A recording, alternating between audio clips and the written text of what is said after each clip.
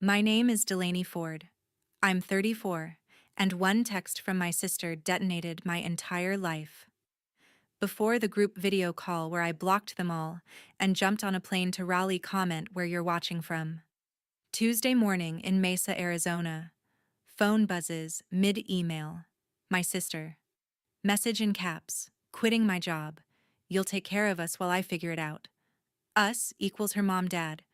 Take care means I bankroll the house cars her nonstop online shopping debt. I type back, that's not on me. Send. Calls flood ignored. The Raleigh offer I'd stalled on for weeks stares back senior analyst double pay escape route. I hit accept. Contract in. Flight locked. Mom's reply hits hard. Won't help your sister skip Thanksgiving. War started. This was only the opening shot. Still here. Smash that like button and drop a 1 in the comments so I know you made it this far. It fuels me to spill the rest of this wildfire. 2 years earlier, I had finally saved enough for the down payment on my first condo in Mesa. Years of overtime, skipped outings, and careful budgeting had built a solid nest egg, and the realtor's pre-approval letter felt like the finish line. I kept a copy in my desk drawer, pulling it out whenever doubt crept in. The plan was simple, close, in 60 days move in before fall. Then my phone rang late one evening. It was my dad, Tom Ford, his voice tight with panic. Delaney, we need you at the house now. Your sister Quinn Ford has a serious problem. I grabbed my keys and drove over the letter forgotten on the passenger seat. Mom Karen Ford opened the door before I knocked, pulling me inside without a word. Dad waited in the living room, a folder of statements open on the table. Quinn stood by the window, arms folded, staring outside. Dad didn't waste time.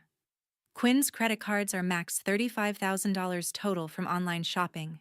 The collection agency called today. They want payment or they'll sue, garnish wages, the works.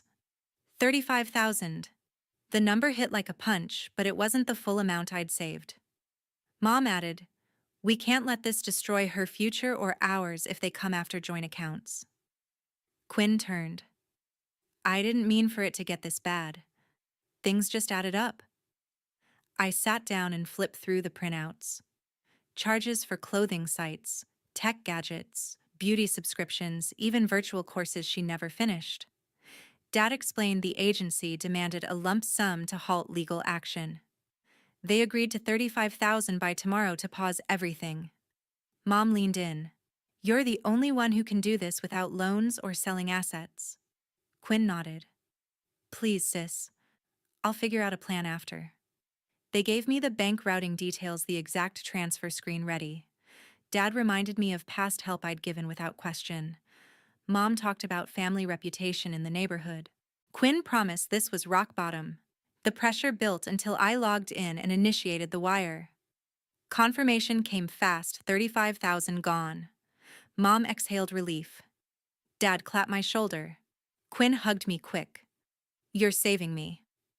Later, I contacted the realtor to pull my offer. She asked if something changed, but I kept it vague. Driving home, I checked my savings balance. Still money there, but the number mocked me, far short of any down payment now. The condo slipped away, replaced by a vague timeline of rebuilding. Dad called to confirm the agency backed off, no lawsuit filed. Quinn texted a heart emoji and lifesaver. Mom sent a group message praising my quick action. Work became my focus after that. I took on extra reports, stayed late to pad hours, but every deposit felt smaller. Bryce asked why I seemed distant during our dates, and I brushed it off as deadlines. Family dinners continued, with Mom mentioning Quinn's fresh start, and Dad changing subjects when bills came up. Quinn ordered smaller packages now, but they still arrived regularly. One weekend, I cleaned out my desk and found the old pre-approval letter. The property photos showed a bright living room, a balcony with mountain views. I folded it away, the dream on hold indefinitely. Rebuilding would take time, and the pattern felt familiar. Mom called occasionally with updates on Quinn's job searches that never panned out. Dad avoided money talk. Quinn posted about new beginnings online. Nights alone, I ran numbers in spreadsheets projecting how long until I could try again. The gap looked wider each calculation. Bryce noticed the late-night screen glow and suggested talking it out, but I wasn't ready. The transfer had bought peace for them, tension for me. Savings rebuilt slowly always, with the unspoken expectation of the next crisis. A few months ago, the 4th of July barbecue filled the backyard in Mesa with the smell of charcoal and laughter. Dad manned the grill, flipping burgers and ribs while neighbors drifted in with side dishes and coolers. The patio table groaned under potato salad corn on the cob and pies Mom had baked that morning. Quinn lounged in a lawn chair, phone in hand, snapping selfies with sparklers before the sun even set. I arrived with a case of sodas and a tray of watermelon, slipping into the routine like always. As the sky turned orange, Dad raised his plastic cup of lemonade and cleared his throat. Everyone a quick toast to the one who makes these gatherings possible, Delaney, our rock. Cheers erupted, cups clinking, and I forced a smile while Quinn clapped loudest. She leaned over. "Yeah, thanks for funding the fun, sis." The comment landed light to everyone else, but it stung me.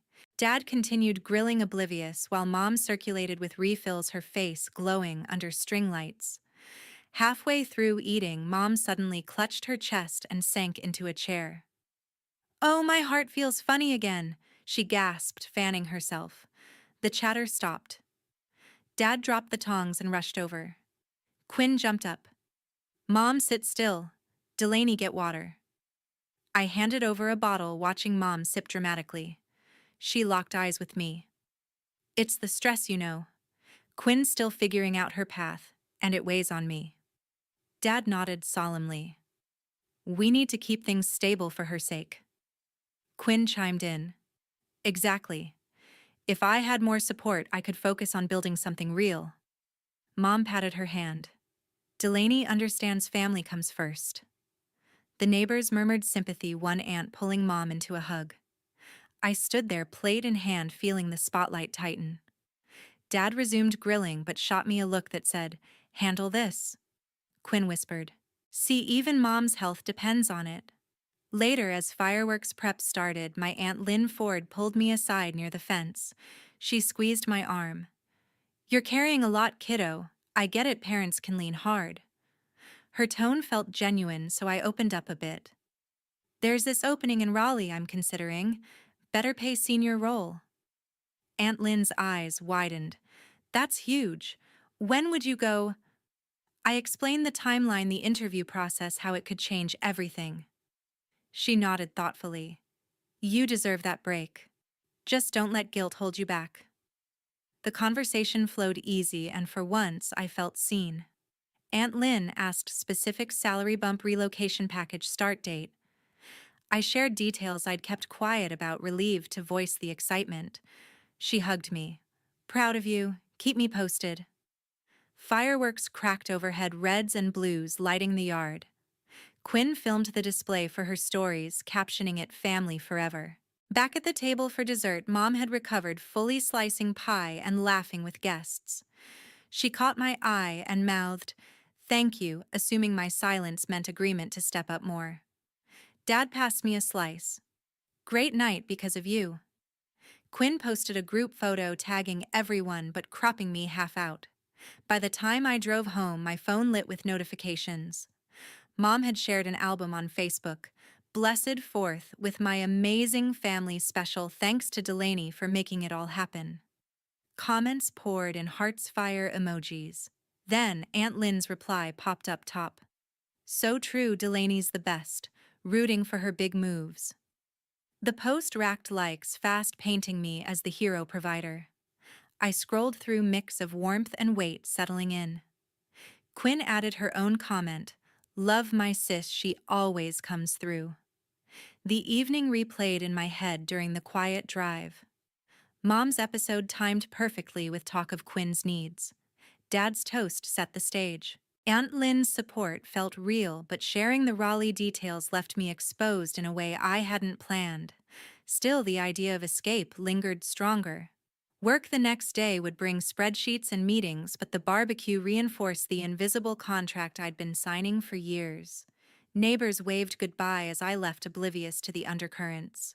Quinn texted a firework emoji, nothing more. Cleaning up alone in my apartment, I wiped counters and stored leftovers, replaying conversations. Mom's health scare shifted focus back to Quinn every time. Dad enabled without question. Aunt Lynn seemed different, an ally maybe. The Facebook post cemented the narrative publicly. I set the phone down, exhausted from performing gratitude. Sleep came, slow dreams mixing grill smoke with distant city lights. A month before that Tuesday, Quinn burst into my apartment waving her laptop like a trophy. I found it the perfect graphic design masterclass online. It's $3,000, but it'll launch my career.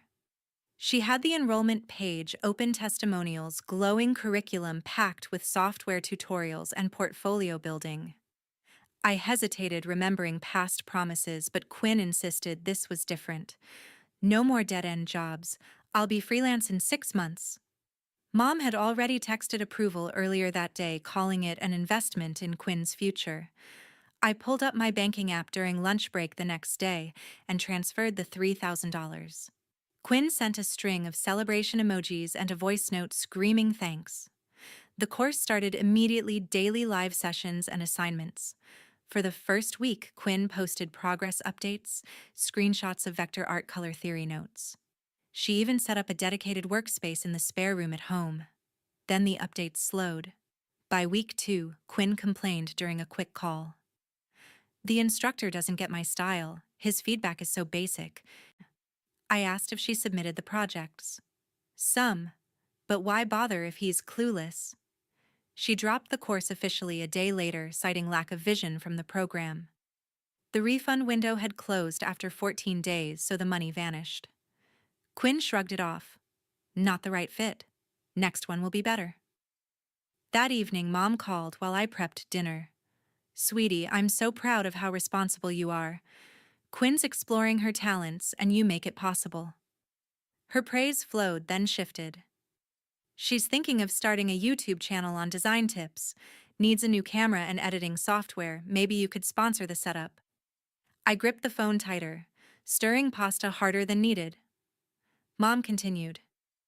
It would give her structure, something to build on after that course didn't pan out. My boyfriend Bryce Keller walked in midway through the call carrying takeout bags since I'd forgotten our plans. He caught the tail end and raised an eyebrow. I ended the conversation with a vague maybe and hung up. Bryce set the food down. Let me guess, another Quinn project. I nodded, explaining the abandoned class and the new channel idea. He listened without interrupting, then spoke evenly. This isn't support anymore, Delaney. It's enabling. You're funding a cycle that never ends. I defended the pattern at first. If I say no, Mom cries for days. Dad shuts down. Quinn spirals. Bryce leaned against the counter. And you burn out. How many times has this happened? The money goes out, the effort lasts a week, then it's on to the next shiny thing. He pointed out the math. I earned well, but the outflows chipped away constantly. Set a boundary. One clear. No changes everything. We ate in silence for a bit, the weight settling. I admitted the exhaustion, the way resentment simmered under every family interaction. Pushing back feels like betrayal, Bryce countered. Staying silent betrays yourself. You're not their retirement plan. His words stuck, but fear of confrontation won that night. I changed the subject to work, avoiding the deeper commit. Over the following weeks, Quinn sent links to equipment, ring lights, microphones, subscription software. Each message carried excitement, promises of payback once monetization kicked in. Mom forwarded emails from influencer coaches, quoting setup costs. Dad stayed quiet, his usual tactic. I responded with delays, then small agreements to keep peace. Bryce noticed the new charges on statements we reviewed together. This is the limit you didn't set. One quiet Sunday, I sat with coffee and opened a new spreadsheet listing every transfer since the condo setback. The totals climbed fast, a visual map of enabling. Quinn called that afternoon, voice bubbly about channel themes. I listened, then gently declined the latest request. Find a way within budget. She huffed, but moved on quick. Mom tried guilt the next day, but I held the line, citing my own goals. The pushback felt foreign, shaky, yet necessary. Bryce praised the small win over dinner. SeaWorld didn't end, but the internal tug remained, years of conditioning hard to unwind overnight. Quinn pivoted to free tools, complaining less. Mom adjusted her asks. The shift started subtle, a crack in the foundation I'd built my role on. Back to that Tuesday morning, Quinn's text still glowed on my screen. Quitting my job. You'll take care of us while I figure it out. My sister quit her job and assumed I'd support them. I assumed I'd move far, far away. The words fueled something final, and within minutes I acted. I logged into the family phone plan and removed Quinn's line, effective immediately. Next, the auto insurance portal deleted her car from my policy. Then the bank app, where I canceled the monthly transfer labeled Quinn Allowance and revoked Mom's supplemental card tied to my account. Every click felt like severing a vein, but the bleeding had to stop. The backlash started before I finished breakfast. Quinn called first, her voice shrill through voicemail, since texts now failed. What did you do to my phone? I have no service. I let it ring out. Dad followed, leaving a curt message. Call me right now. This isn't how we handle things. Mom's text arrived in all caps. Someone hacked our accounts, fraud alert. She attached screenshots of declined charges at a coffee drive-thru. Quinn tried FaceTime, but without data, it bounced. I sipped coffee, watching notifications pile like unpaid bills. By mid-morning, Aunt Lynn called from her landline, tone soft and concerned. Delaney, your mom mentioned trouble with payments. Everything okay on your end? I explained the changes, briefly framing it as budget realignment. Aunt Lynn listened, murmuring understanding. Smart to protect yourself. How's work treating you these days? The shift felt natural, so I mentioned the Raleigh opportunity again, the one I'd shared at the barbecue. A senior analyst, lead relocation in a few weeks if I take it. She asked for details: start date, housing allowance, team size. I answered, openly grateful for the neutral ear. Aunt Lynn probed gently. Have you told your parents yet? I admitted no, still processing. They'll come around once they see the benefits, she said. The call ended on a supportive note, her promising to keep it quiet until I was ready. I hung up, feeling lighter, the cuts justified by this small alliance. Lunchtime brought a flood from Mom, a paragraph accusing me of sabotage. Quinn can't even call for help now. This is cruel. Dad sent a follow-up. Fix the insurance before she drives. Quinn managed a message through Wi-Fi. You're overreacting. Undo this. I responded to none, focusing on spreadsheets instead. The silence from my side amplified their panic. Late afternoon, Mom's messages escalated. Aunt Lynn just told me about Raleigh. You've been planning to abandon us this whole time. The betrayal hit hard. Aunt Lynn had relayed everything within hours. Mom continued, cutting us off the day Quinn needs stability most.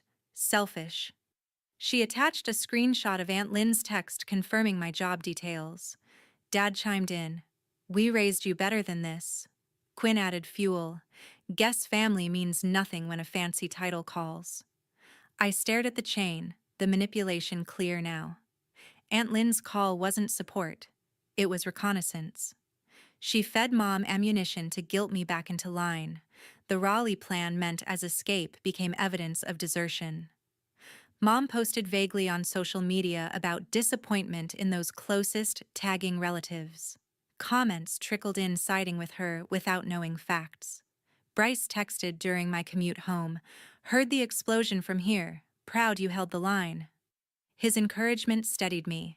I cooked a simple meal, ignoring the buzzing phone. Voicemails stacked, Mom pleading, then accusing.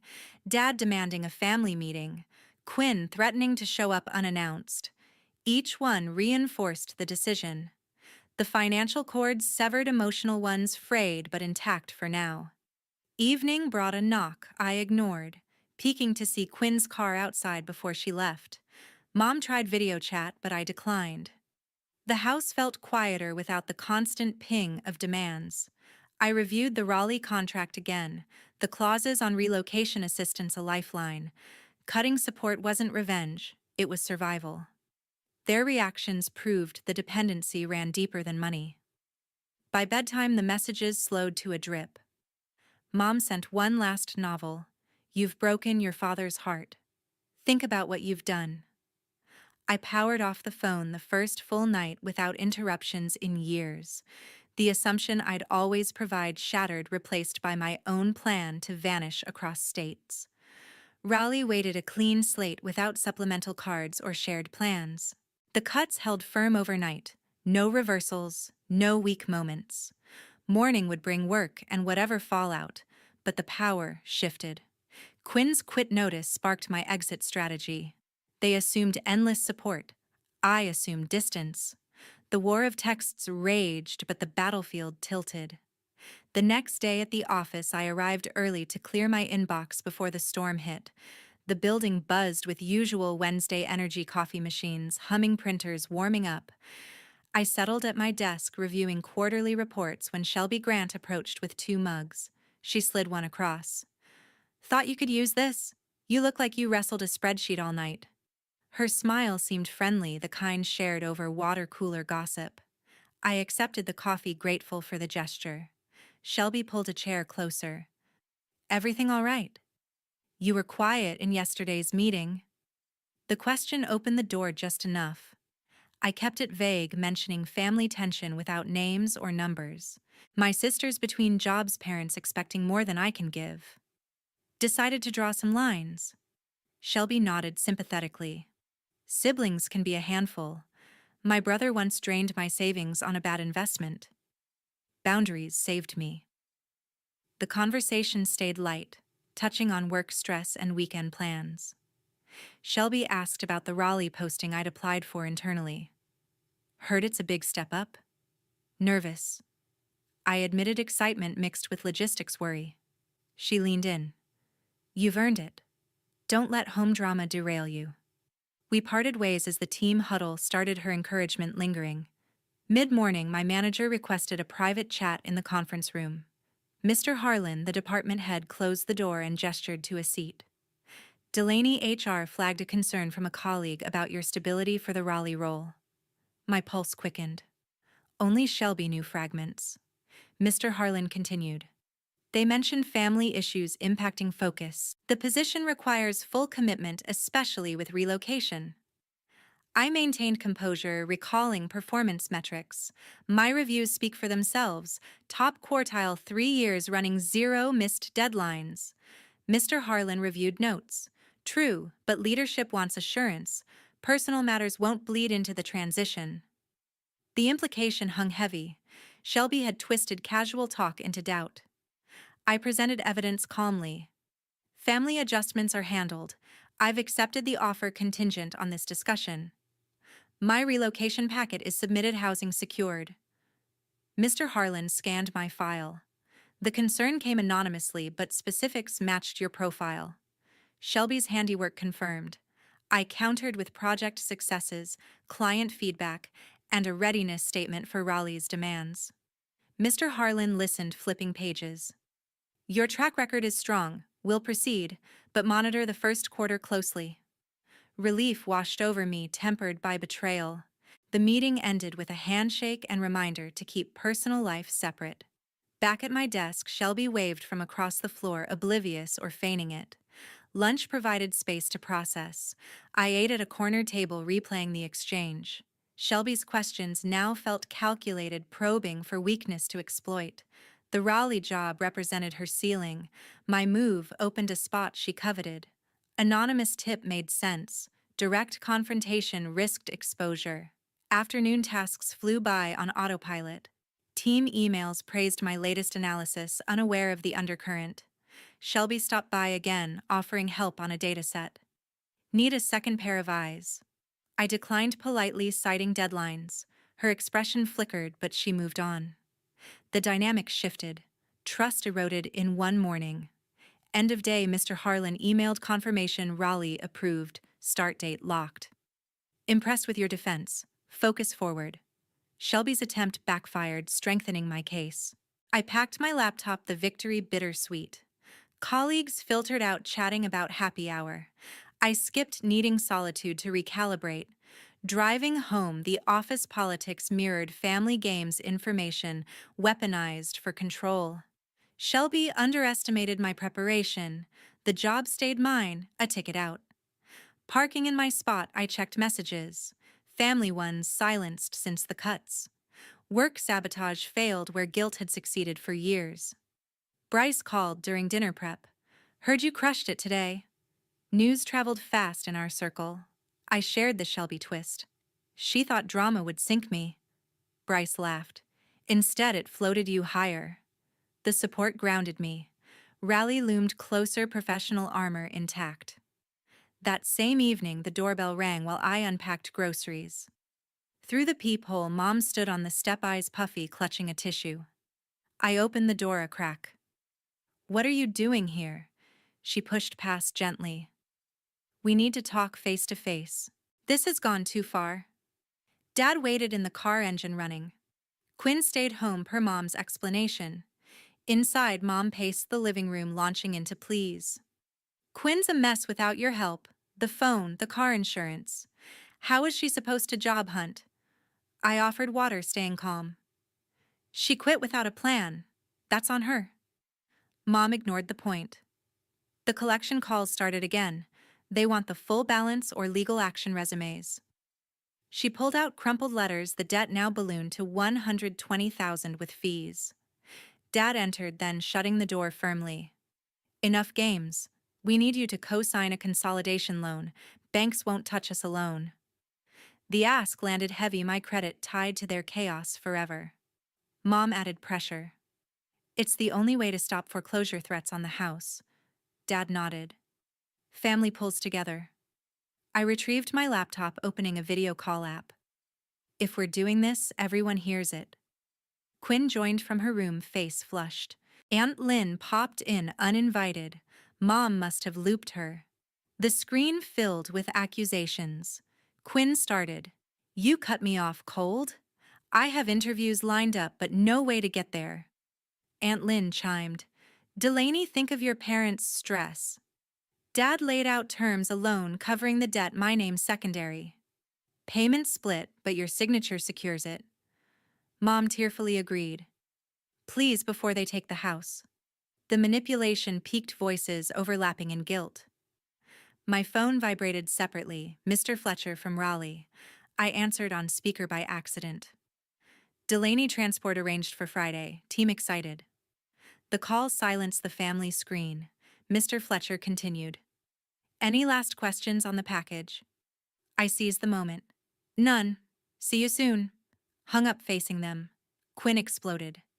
You're leaving now after everything, Mom gasped. Rally over us, Dad demanded. Choose. I chose. No cosign. No more support. My life moves forward. Aunt Lynn muttered about ingratitude. Quinn threatened exposure online. Mom begged one last time. I ended the video call, blocking numbers mid-protest. Dad stood. This is final. I nodded. They left without another word, car pulling away. The house fell silent, the weight lifting instantly. 3 weeks later, I stood in my new Raleigh apartment, boxes, half-unpacked, morning light streaming through wide windows. Bryce arrived that same weekend, duffel in hand, having secured a transfer within his company. He dropped the bag, wrapped me in a hug, and surveyed the space. Home sweet home for both of us. We spent the day arranging furniture, planning runs along the greenway, and cooking our first meal together in the new kitchen. An email arrived from Avery Thompson, Quinn's old friend. Quinn used my info for cards too. I'm suing to clear my name. Sorry I enabled her. The message validated everything. A voicemail followed from Mom, voice weary. We sold the house, downsized to an apartment. Quinn enrolled in mandatory debt counseling through the agency. No choice now, Dad added in the background. She starts community college part-time. No apology, just facts. I saved the voicemail, deleted others. Raleigh brought new rhythms, Bryce and I carpooling to our offices, weekend hikes, team lunches without drama. Mr. Fletcher mentored directly. Bryce thrived in his new role. We built routines side by side, no more long-distance calls or separate plans. Quinn's consequences mounted credit-frozen counseling sessions, logged part-time job at a cafe to cover basics. Mom and Dad adjusted to fixed income, no supplemental cards. Aunt Lynn's meddling backfired when relatives learned the full debt, distancing themselves. Shelby's office sabotage earned a warning after my promotion shone. The lesson crystallized: boundaries aren't betrayal, they're oxygen. Enabling prolongs pain for everyone. I rebuilt savings faster without leaks. Condo dreams revived in North Carolina with Bryce planning beside me. Family contact ceased, no holidays, no updates. Freedom tasted like independence earned, shared with the one who always stood firm. To everyone who listened through the end, thank you for sticking with this journey. It means the world. What boundaries have you set that changed your life? Share in the comments. I read everyone. If this resonated, like and subscribe for more real stories.